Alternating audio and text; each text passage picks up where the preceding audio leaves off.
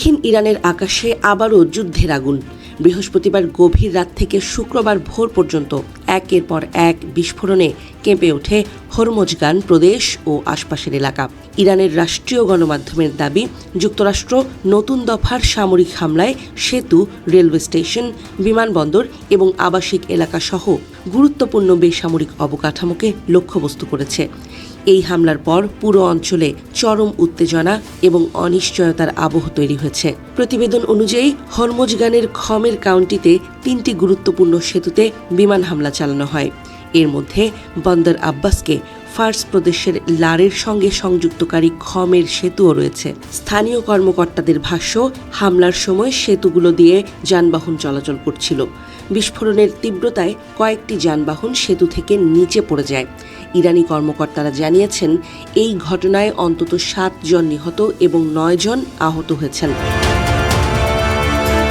একই সময়ে বন্দরনগরী বন্দর আব্বাসের একটি আবাসিক এলাকাও হামলার শিকার হয় বলে দাবি করা হয়েছে।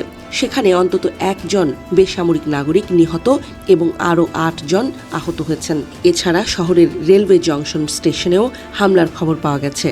এতে অন্তত 2 জন আহত হয়েছেন বলে জানানো হয়েছে। কিশ দ্বীপের একটি বিদ্যুৎ উপকেন্দ্র ক্ষতিগ্রস্ত হওয়ায় বিস্তীর্ণ এলাকায় বিদ্যুৎ সরবরাহ বন্ধ হয়ে যায়। পরিস্থিতি আরও জটিল হয়ে ওঠে যখন বন্দর আব্বাস বিমানবন্দরের কাছেও একাধিক বিস্ফোরণের খবর আসে।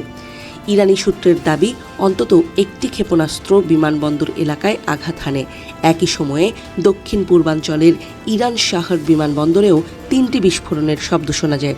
সেখানে 1 জন আহত হওয়ার পাশাপাশি বিমানবন্দরের বিদ্যুৎ ব্যবস্থা এবং জ্বালানি সংরক্ষণাগারের ক্ষয়ক্ষতির কথা জানানো হয়েছে।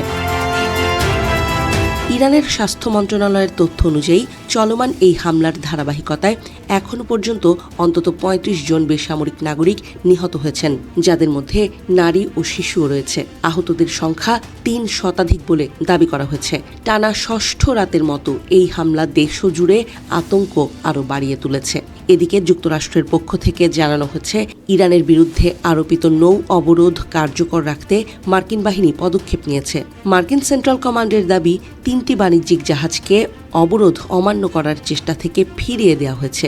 একটি জাহাজকে অচল করে দেওয়া হয়েছে এবং আরেকটিতে তল্লাশি চালানো হয়েছে বলে তাদের বিবৃতিতে উল্লেখ করা হয়েছে।